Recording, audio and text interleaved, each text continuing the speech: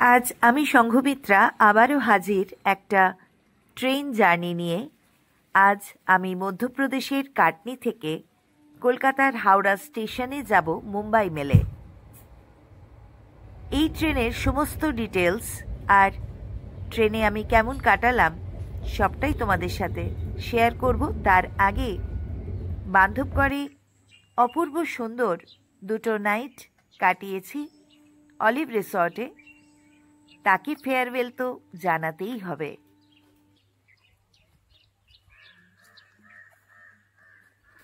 Good morning from Bandhavgarh. আমি সংঘমিত্রা আজ বান্ধবগড় থেকে কলকাতার উদ্দেশ্যে বেরিয়ে যাচ্ছি। আমি কাটনি অবধি যাব বাই ক্যাব, তারপরে কলকাতা মেল ধরব আর সেখান থেকে একেবারে হাওড়া স্টেশন। আর বলি, জেমস কিন্তু একদম সকালবেলা বেরিয়ে গেছে বাইকে। ও কিন্তু বান্ধবগড় টু কলকাতা যাচ্ছে বাইকেই। আমার হাতে সময় কম, আমার স্কুল খুলে যাবে, তাই জন্য আমাকে ট্রেনে ফিরতে হচ্ছে। তবে যা কিছু হবে অন দ্য ওয়ে সবটাই কিন্তু তোমাদের সাথে শেয়ার করব। আমি আজ একাই ফিরে যাচ্ছি। আপাতত আমার গন্তব্য কাটনি অবধি, তারপরে কি হয় আগে আগে দেখো, সাথে থাকো আর দেখতে থাকো টুরিং সংঘমিত্রা। আজকের ব্রেকফাস্ট সেরে নিলাম আলু পরাঠা, দই, আচার, স্যালাড দিয়ে। অলিভ রিসর্টকে শেষবারের মতো একবার খুব ভালো করে দেখে নিচ্ছি। খুব সুন্দর কাটালাম আমরা বান্ধবগড়ে। এখানকার ব্যাম্বু টানেলের মধ্যে দিয়ে হাঁটা, বাঁশঝাড়ে হাঁটতে হাঁটতে পাখির গান শোনা, সুইমিং পুলের ধারে বেশ কিছুক্ষণ সময় কাটানো, একেবারে স্বচ্ছ নীল জল, আর সুইমিং পুলের পাশেই একটা বিভৎস সুন্দর ল্যান্ডস্কেপ। পাহাড় আর জঙ্গল দিয়ে ঘেরা অলিভ রিসর্টকে বিদায় জানিয়ে গাড়িতে উঠে পড়লাম। এখানকার ম্যানেজারই গাড়ি ঠিক করে দিয়েছে, আর আমি যখন বেরোলাম সবাই মিলে দাঁড়িয়ে আমাকে ফেয়ারওয়েল জানালো। অলিভ রিসর্টকে গুড বাই জানিয়ে বেরিয়ে পড়লাম এবার কাটনি। তোমরা যদি মনস্থির করো বান্ধবগড় থেকে কাটনি অবধি এসে ট্রেন ধরবে, তাহলে ক্যাব বুকিং করে নেওয়াই ভালো। বান্ধবগড় থেকে কাটনি অবধি ডিস্টেন্স 95.2 কিলোমিটার। উমারিয়া বান্ধবগড় রোড আর NH43 ধরে কাটনি পৌঁছে যাওয়া যাবে। সময় লাগবে 2.5 ঘন্টা মতো। আমি এখন উমারিয়া বান্ধবগড় রোড দিয়েই যাচ্ছি। আবারও সেই জঙ্গলের ভিতর দিয়ে রাস্তা, আবারও জঙ্গলের পশু পাখির সাথে সাক্ষাৎ, আবারও সেই বাঁশঝাড়, এক এক করে টালা গেট, মাগাধি গেট, খিটাউলি গেট পেরিয়ে চলেছি। অনেক পশু পাখির সাথেই দেখা হচ্ছে। অন দ্য ওয়ে আবারও বান্ধবগড় টাইগার রিজার্ভ পেরিয়ে চলেছি। যেতে যেতেই অনেক হরিণ চোখে পড়ছে। অসম্ভব সুন্দর একটা স্মৃতি নিয়ে ফিরে যাচ্ছি। কি যে ভালো লেগেছে তা ভাষায় প্রকাশ করা যায় না। আমি বেরিয়ে পড়েছি 11টা নাগাদ, আর আমার ট্রেন রয়েছে 2:45। অনেকটাই সময় নিয়ে বেরিয়ে পড়েছি। একাই যাচ্ছি, কোনো রকম রিস্ক নিতে চাই না। প্রথমে ভেবেছিলাম ক্যাবে করে চলে যাব উমারিয়া স্টেশন। উমারিয়া স্টেশনটা বেশ কাছাকাছি বান্ধবগড় থেকে, আর ওখান থেকে ট্রেনে করে পৌঁছে যাব কাটনি জাংশন। কিন্তু সেরকম সুবিধে দেখলাম না, ট্রেন সার্ভিস ফ্রিকুয়েন্ট নয়। তাছাড়া কাটনিতে আরও স্টেশনস রয়েছে, কাটনি জাংশন অবধি সব ট্রেন যায় না। তাই ক্যাবে করেই আসবো বলে মনস্থির করলাম। অপূর্ব একটা সুন্দর রাস্তা পেরিয়ে পৌঁছে গেলাম কাটনি জাংশন।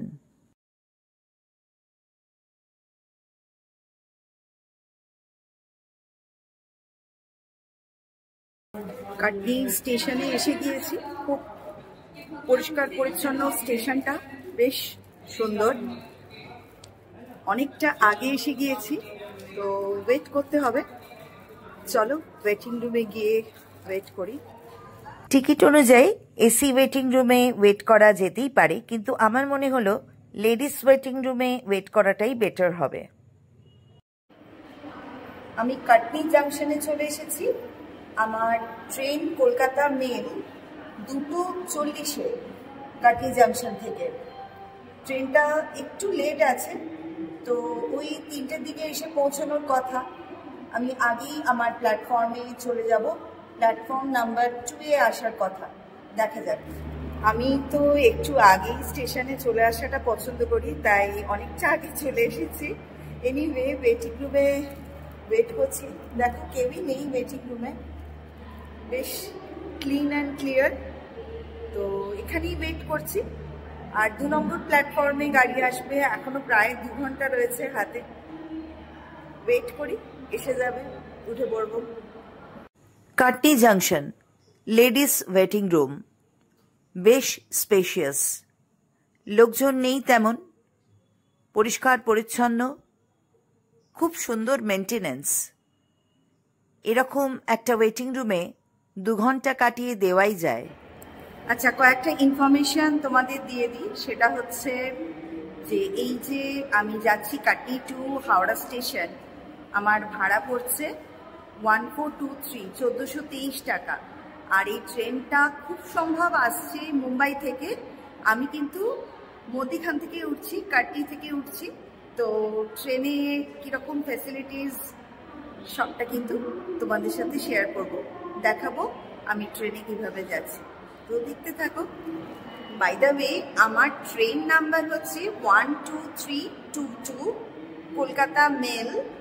আর ডিস্টেন্স হচ্ছে 1072, 1072 কিলোমিটার এই কাটনি থেকে কলকাতা হাওড়া স্টেশন অবধি। মুম্বাই ছত্রপতি শিবাজি টার্মিনাস হাওড়া মেল আসছে 2 নম্বর প্ল্যাটফর্মে। আমি ওয়েট করছি, আমার সিট নাম্বার B460।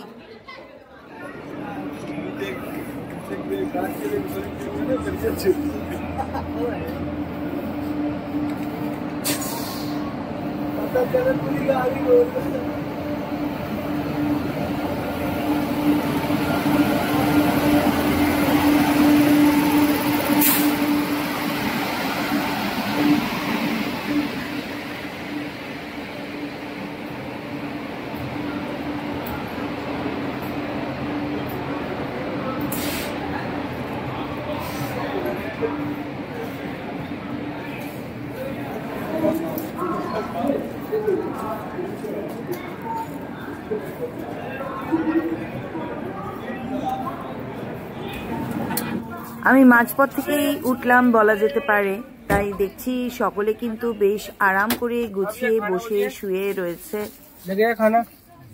আমার সিটটা খুঁজে বার করতে হবে, সিট নাম্বার 60। উঠে পড়েছি ট্রেনে। দেখি নতুন বিছানার সেট পাই কিনা। এখানে তো সব জাম্বলড আপ হয়ে পড়ে রয়েছে। তো আর অনেক দূর থেকে ট্রেনটা আসছে, তাই জন্য সবাই ঘুমোচ্ছে দুপুরবেলা। তো দেখছি, দেখে সেরকমই ব্যবস্থা কিছু করা যায় কিনা। ফ্রেশ সেট অফ বেডশিটস আর ব্ল্যাঙ্কেট পাওয়া যায় কিনা দেখছি। এখন তো সবাই ঘুমোচ্ছে এখানে। কাটনি থেকে উঠে পড়েছি। 2 নম্বর প্ল্যাটফর্মে ট্রেনটা এলো। আর 15 মিনিট মতো লেট আছে ট্রেনটা। আর বাকি সব ইটস ফাইন।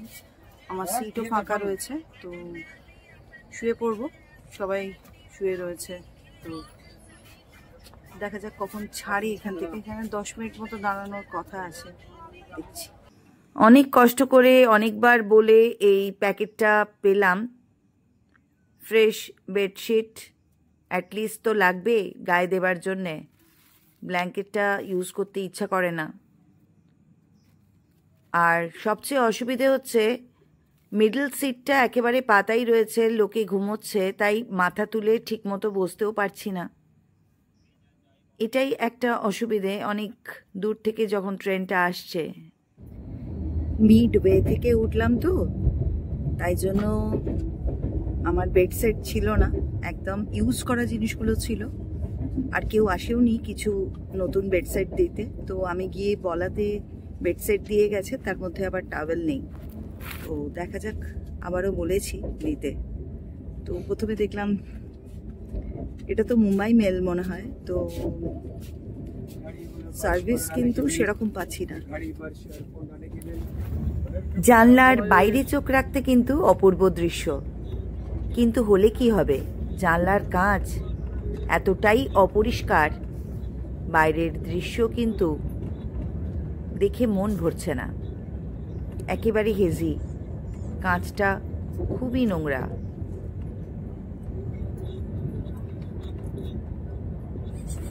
এই ট্রেনে উঠে তোমার যদি ইচ্ছে করে একটু বসতে, তা কিন্তু একেবারেই সম্ভব নয়। সবাই ঘুমোচ্ছে।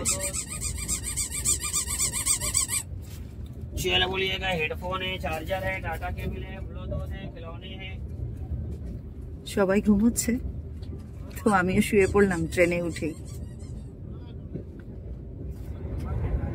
আমার তো একদম ঘুম আসছে না।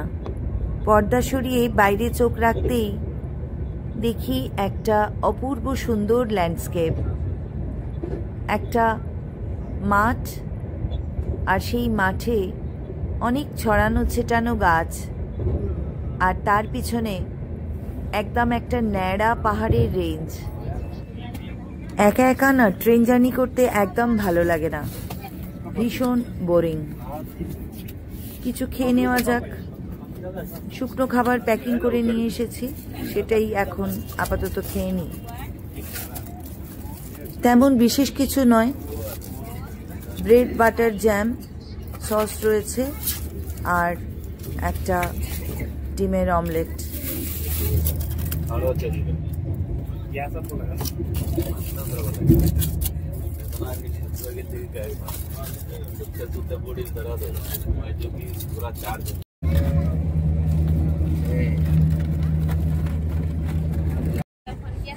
ট্রেন কিন্তু ওভার ক্রাউডেড, যা লোক থাকার কথা আমার তো মনে হচ্ছে তার থেকে অনেক বেশি রয়েছে। আমার খুব পছন্দের সিট সাইড আপার আর লোয়ার, একটু মাথা উঁচু করে বসা যায়। আর এই দিকটাতে যেদিকে 6টা সিট থাকে, মিডল সিটটা তোলা থাকলে একদম বসার উপায় নেই। দুপুর থেকে রাত অবধি কিন্তু মিডল সিটটা এভাবেই ফেলাই রইল, লোকে ঘুমোতেই থাকলো।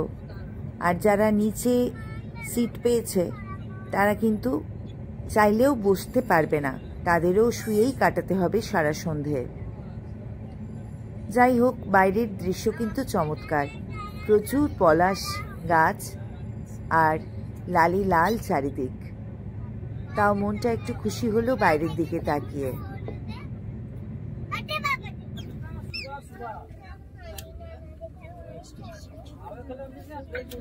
ট্রেন কিন্তু ভালোই চলেছে। মাইহার সাতনা পেরিয়ে চলে এলাম মানিকপুর জাংশন।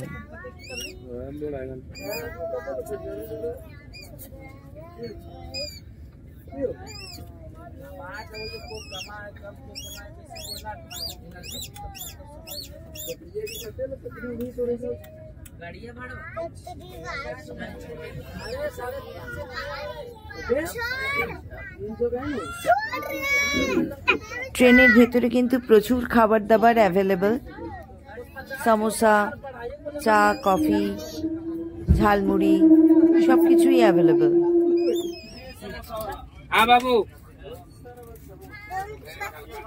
प्लेट गरम समोसा गरम समोसा 70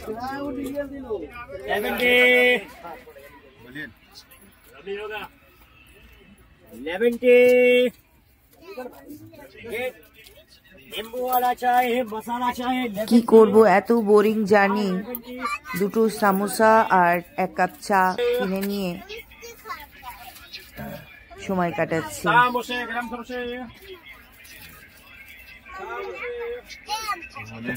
মানিকপুর জাংশন থেকে ট্রেন ছেড়ে এগিয়ে চলল শঙ্করগড় নেক্সট স্টেশন, তারপরেই কিন্তু প্রয়াগরাজ।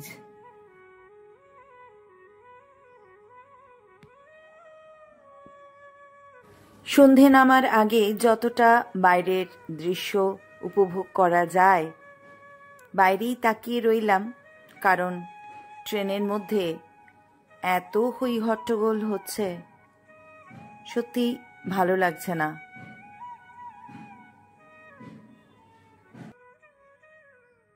এই একলা ট্রাভেল করার বিরক্তির মধ্যেও একটা চমৎকার জিনিস কিন্তু চোখে পড়ল, সেটা হচ্ছে ট্রেন থেকে আজকের সানসেট। খুব সুন্দর, এত সুন্দর সানসেটটা দেখলাম, মনটা খুশি হয়ে গেল।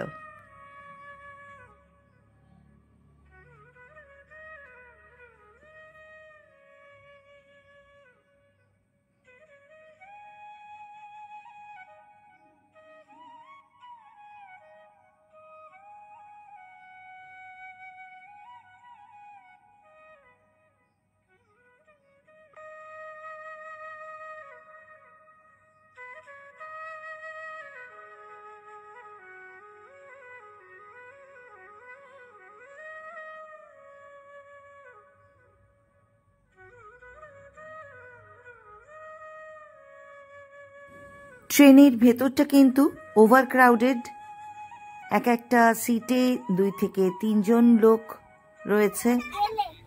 এনারা যে কোথায় যাবেন বা কিভাবেই বা উঠলেন এসি কম্পার্টমেন্টে, কোথায় বা নামবেন, রাতের বেলা কোথায় বা শোবেন, কিভাবে অ্যাডজাস্টমেন্ট হবে, সবটাই আনসার্টেন। শুধু নিজের সিটটা পেয়েছি আর সেখানেই শুয়ে রয়েছি সারা সন্ধে, এটুকুই জানি, রাতে শোয়ার জায়গাটা পাওয়া যাবে। ঘুমিয়ে পড়েছিলাম, রাত ঠিক কটা বাজে তাও জানি না, হাতে ঘড়ি নেই।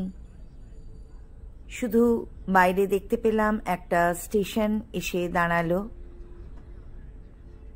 খানিকটা বাদে ছেড়েও দিল। ঘুমের ঘোরে যেটুকু বুঝতে পারলাম, পণ্ডিত দীনদয়াল উপাধ্যায় জাংশন পেরিয়ে আমরা চলেছি। চোখ বন্ধ করলাম। রাত পেরিয়ে সকাল হলো। ধানবাদ স্টেশন। খুব ইচ্ছে ছিল সূর্যোদয় দেখব, সেই ইচ্ছেটা অন্তত পূরণ হলো।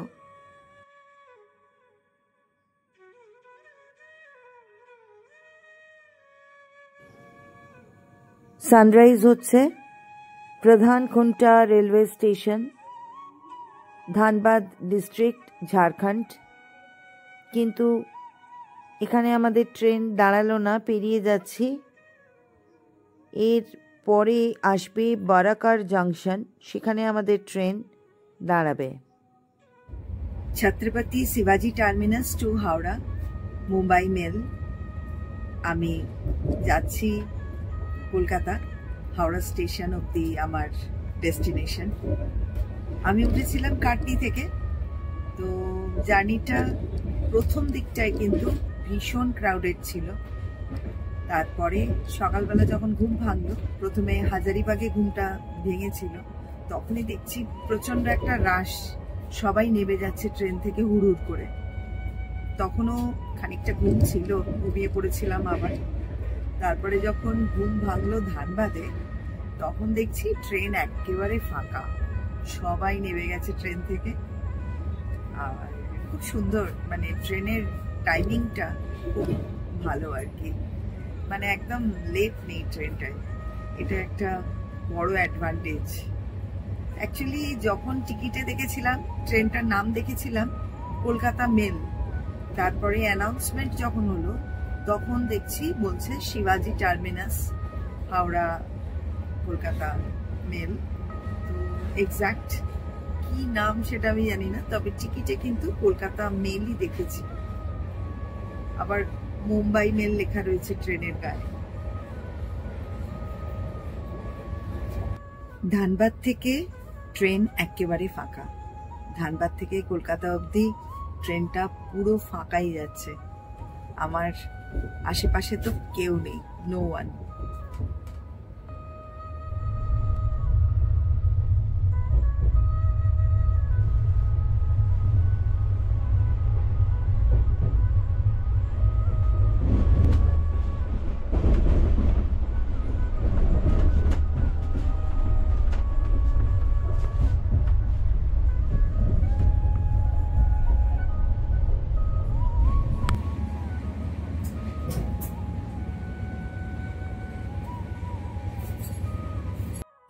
বরাকর পেরিয়ে এখন আমরা আসানসোলের দিকে যাচ্ছি। ট্রেন অলমোস্ট ফাঁকা, গুটি কয়েক লোক মাত্র রয়েছে, বেশিরভাগই কিন্তু সবাই নেমে গেছে। এখন ট্রেনটা ফাঁকা হয়েছে, লোকজন নেই। দেখো চার্জিং পয়েন্ট রয়েছে, যারা সাইড লোয়ার পাবে তাদের আলাদা আলাদা ব্যবস্থা। সাইড আপারেও কিন্তু চার্জিং পয়েন্ট রয়েছে, সিট থেকে বসে বা শুয়ে কিন্তু তুমি মোবাইলে চার্জ দিতে পারবে, তো সমস্যা নেই একদমই।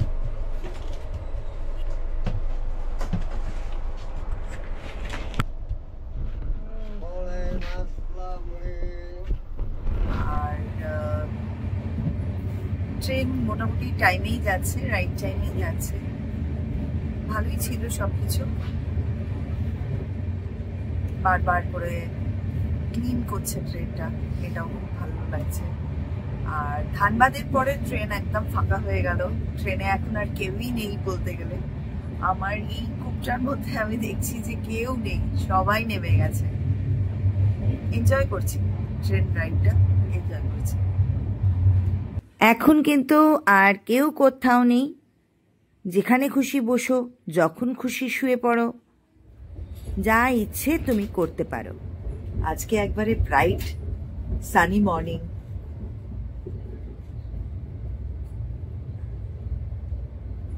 চারিদিকটা একবারে হাসছে। পৌঁছে গেলাম আসানসোল জাংশন। আর বেশি দেরি নেই কলকাতায় পৌঁছতে। এখন মনে হচ্ছে আর খানিকটা সময় কাটাতে পারলেই হাওড়া স্টেশন পৌঁছে যাব।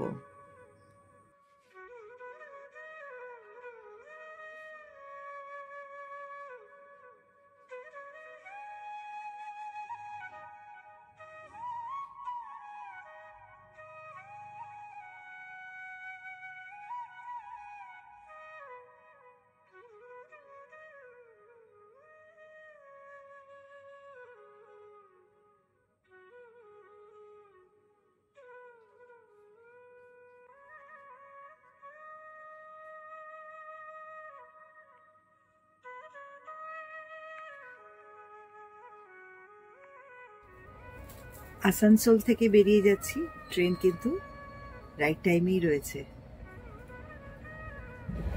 ফার্স্ট হাফ অফ দ্য জার্নিটা অতটা ভালো না হলেও সেকেন্ড হাফ অফ দ্য জার্নিটা কিন্তু ভীষণ এনজয় করছি।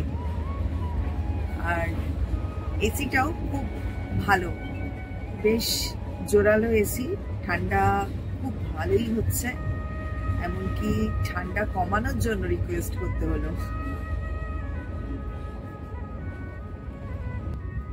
খাবার যথেষ্ট অ্যাভেলেবল রয়েছে ট্রেনে, ট্রেনের স্টাফ খাবারের অর্ডার নিয়ে যাচ্ছে। তাছাড়াও কিন্তু এমনি ভেন্ডার্সরা যাতায়াত করছে প্রচুর, মানে সামোসা থেকে আরম্ভ করে চা, কফি, চানা, ঝালমুড়ি, এভরিথিং সবকিছুই অ্যাভেলেবল। তাই জন্যে খাবার নিয়ে কোনো চিন্তা নেই, প্রচুর খাবার আসা যাওয়া করছে, তো কিনে খাওয়াই যেতে পারে।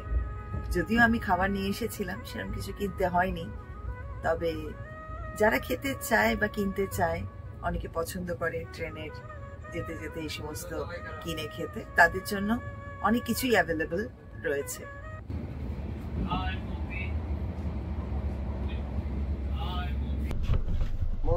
ঝালমুড়ি,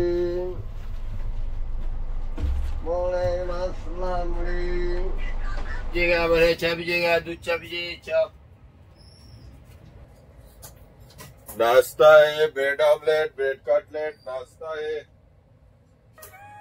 এখন পেরোচ্ছি কালীপাহাড়ি স্টেশন। শান্ত, নিরিবিলি, নির্জন একটা স্টেশন পেরিয়ে চলেছি। চলে এলাম রানীগঞ্জে।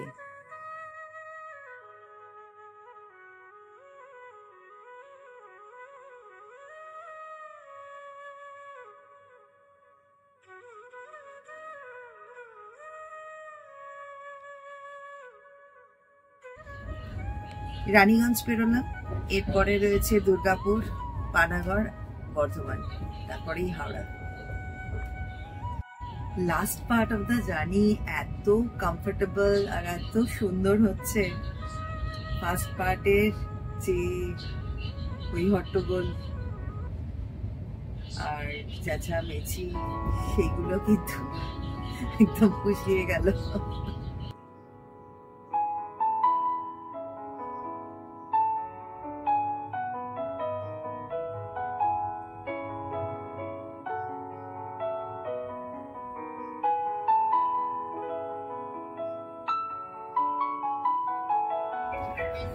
বর্ধমান পেরিয়ে যাচ্ছে।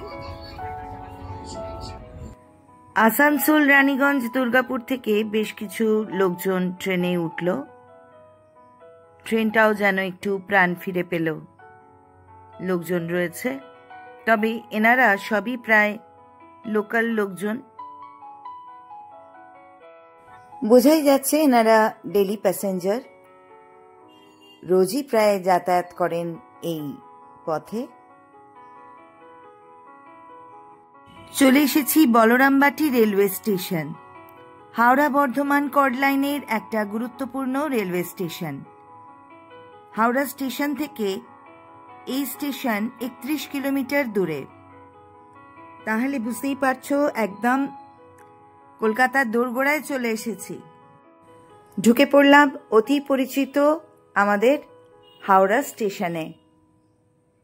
এটাই ছিল আমার একলার ট্রেন জার্নি। চলে এলাম কলকাতা। একদম রাইট টাইমে চলে এসেছি হাওড়া স্টেশন। ঢুকছে গাড়ি। খুব সুন্দর একটা জার্নি হলো। এমন ভাবেই তোমরা সকলে সাথে থেকো, পাশে থাকো আর দেখতে থাকো টুরিং সংঘমিত্রা। খুব তাড়াতাড়ি ফিরে আসবো নতুন কোনো ভিডিও নিয়ে। তাহলে বিদায় বন্ধুরা, সকলে খুব ভালো থেকো।